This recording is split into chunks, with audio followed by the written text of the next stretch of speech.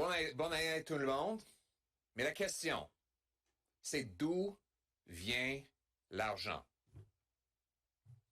À Waterloo, cette semaine, une petite maison avec 4 chambres, dont le propriétaire le vendait pour 800 000 $, a obtenu 1,2 million de dollars. Selon un agent hypothécaire, un agent immobilier, c'était une augmentation de 100% dans 2 ans. Mais d'où vient l'argent? Dans une période où les gens perdent leur salaire à cause de la pandémie, où est-ce qu'ils trouvent l'argent pour payer une hypothèque d'1 million de dollars? D'où vient l'argent? Quand il y a une augmentation d'hypothèques au Canada pendant une période où l'économie réduit en grandeur. Il y a eu une augmentation de volume d'achat de 200 milliards de dollars dans un an lorsque l'économie est moins grande qu'avant la pandémie. D'où vient l'argent pour ces 200 milliards de dollars, ce qui veut dire une augmentation de 80% dans un an de volume de transactions hypothécaires? D'où vient l'argent?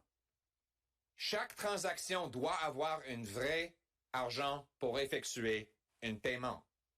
Mais on ne sait pas d'où vient cet argent. Si l'économie était en train de grandir, si les salaires augmentaient rapidement, on aurait pu penser, OK, wow, c'est une économie forte qui paye la facture pour tous ces achats.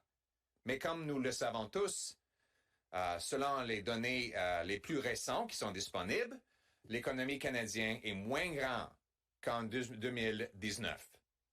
Donc, d'où vient l'argent? Ce n'est pas juste une question théorique. C'est une question pour chaque jeune famille qui vivent toujours avec leurs parents. Les adultes qui doivent vivre dans le sous-sol de leurs parents parce qu'ils ne peuvent pas payer les factures pour une nouvelle maison.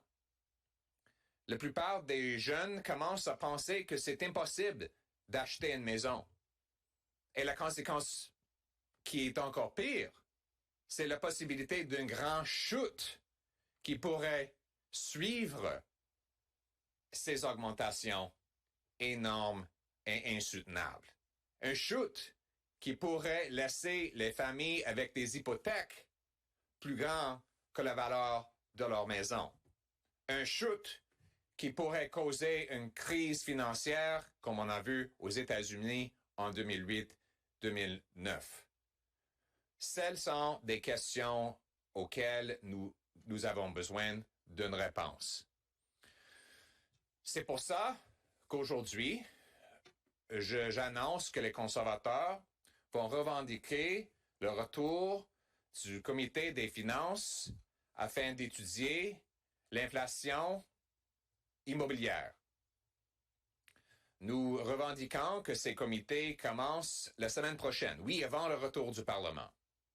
En passant, j'aimerais dire que c'est le temps que les politiciens commencent à travailler aussi, hein?